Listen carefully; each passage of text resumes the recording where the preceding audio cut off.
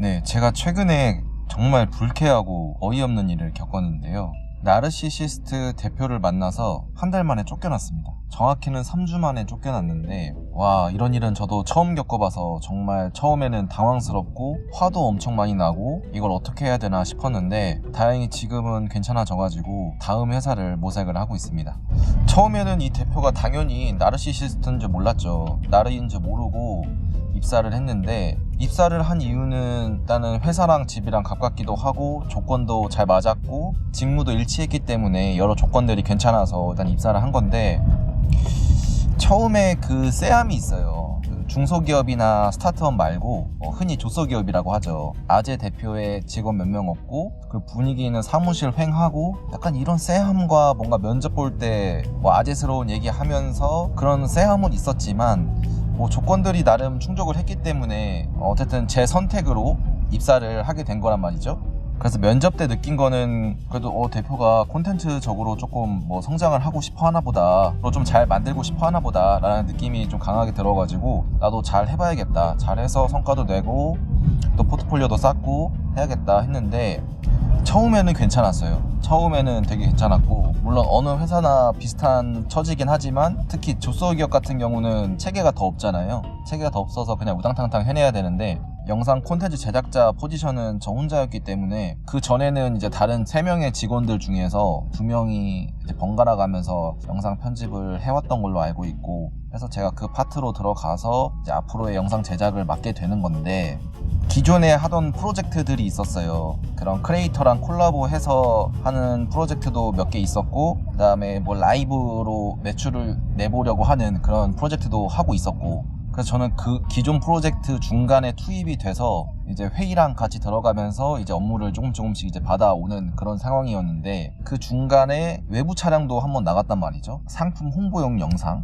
찍어서 이제 가지고 왔고, 근데 그 기획안도 들어보니까 보통 기획을 안 하고 이제 가져간대요. 기획을 안 하고 가져가서 이제 제 입장에서는 이제 그러면 안 된다 해서 이제 기획안을 어떻게 찍을지랑 스토리보드랑 이런 걸 이제 만들어서 가는데, 그 기획을 대부분이 대표가 했더라고요. 뭐 기존에 했던 프로젝트나 이런 것들로 뭐 회의를 통해서 얘기가 나온 거긴 하지만 대표의 그런 생각들이 좀 많이 반영이 된 듯한 그런 거였고, 뭐 현장에서도 아니나 다를까 뭐 말도 안 되는 그런 아이디어를 내서 모델이나 이런 분들한테, 제가 봤을 때는 좀 콘텐츠들이 좀 말도 안 되는 그런 콘텐츠들을 좀 생각을 많이 하더라고요. 그 오너의 생각들이. 그래서 이게 뭐지? 굉장히 난해한 아이디어들이 많았어요. 촬영하기가. 아이디어가 뭐가 뭔지도 모르겠고, 어쨌든 그렇게 우여곡절로 말아와가지고 이제 촬영을 끝나게 됐는데, 그리고 오면은 영상 제작 하시는 분도 아시겠지만 바로 이제 뭐 컷 편집이나 파일 정리나 이런 것부터 해가지고 뭐 컷 편집 두두두 해가지고 이제 가편을 보여주잖아요. 이런 식으로 이제 편집할 거다. 근데 그게 이제 며칠이 지나고 컷 편집도 보여줬고, 그래서 그런 식으로 해왔는데, 문제의 월급날이 됐습니다. 그 나르가 등장한 최초의 날이에요. 협업 툴이 있단 말이에요. 협업 툴 단톡방에 갑자기 이제 영상에 대해서 갑자기 까기 시작하는 거예요. 영상 이거 왜 이러냐. 안 그러다가 갑자기 180도 바뀐 사람 마냥 갑자기 그렇게 얘기를 하니까 갑자기 수정사항도 막 이만큼씩 보내고, 본인이 기획했던 내용대로 다 만든 건데 이렇게 하면 안 된다 하면서 최종 종편을 마스터하기 직전이었는데 갑자기 영상을 180도 다 수정을 하라고 하더라고요. 그러더니 영상 제작자를 뽑아야 되는 거냐, 고민이 많다, 이거는 뭐 선택의 문제다 하면서, 제가 느낀 그 뉘앙스는 영상 제작자 필요 없다, 월급날 되니까 갑자기 그 얘기를 하는 거죠. 이게 무슨 분위기일까. 그래서 너무 저는 이상하고 황당하고 얼굴에 열이 오르고 당황스러워서 그 원래 일하던 직원들한테 물어도 보고 월급 날만 이런다는 거예요. 월급 날만. 그래서 이거 뭔가 잘못됐다 이거. 그 쎄함이 이제 발동이 되는구나. 초창기의 그 쎄함. 그러니까 실제로 보여줬던 그 몇 주간의 평온한 모습은 그 실제 모습이 아니었던 거죠. 월급날 보여주는 그 폭동의 모습, 폭군의 모습, 악의 모습이 본성인데, 그거를 이제 평범할 때는 그걸 누르고 있는 거예요. 본인의 어떤 무능력함이나 본인의 어떤 열등감이나 자격지심이나 이런 것들을 다 눌러놓고 결전의 날이 되면은 그걸 직원들 탓을 돌리고 남 탓을 돌리고 나가라, 이런 식으로 이제 횡포를 부리는 스타일인 거죠. 저는 이제 그런 걸 처음 겪어보니까 얼마나 황당스럽고 당황스럽겠어요. 그래서 이거는 퇴사하라는 뜻인가 보다. 갑자기 이유는 모르겠지만 나는 이런 또라이랑 갑자기 일을 할 수가 없다라는 생각이 들어가지고 이건 나가야 된다 라는 생각이 들었죠. 근데 이제 같이 일하던 그래도 좀 잘해주시는 동료 한 분이 계셔서 그분이 이제 월급날만 뭐 약간 이런 경향이 있으니까 이것만 잘 넘기면 된다. 평소에는 오나 하니까 이것만 잘 넘겨보자 해가지고 저도 그 말이 좀 일리가 있는 거예요. 뭐 하루만 이 정도라면 뭐 이런 거는 넘어갈 수 있지 않냐라는 생각이 들어서 오케이 해서 그날이 금요일이었는데 이제 금요일을 끝났죠. 금요일이 끝나고 다음 날에 갑자기 이제 대표한테 협업 툴로 개인으로 연락이 온 거죠.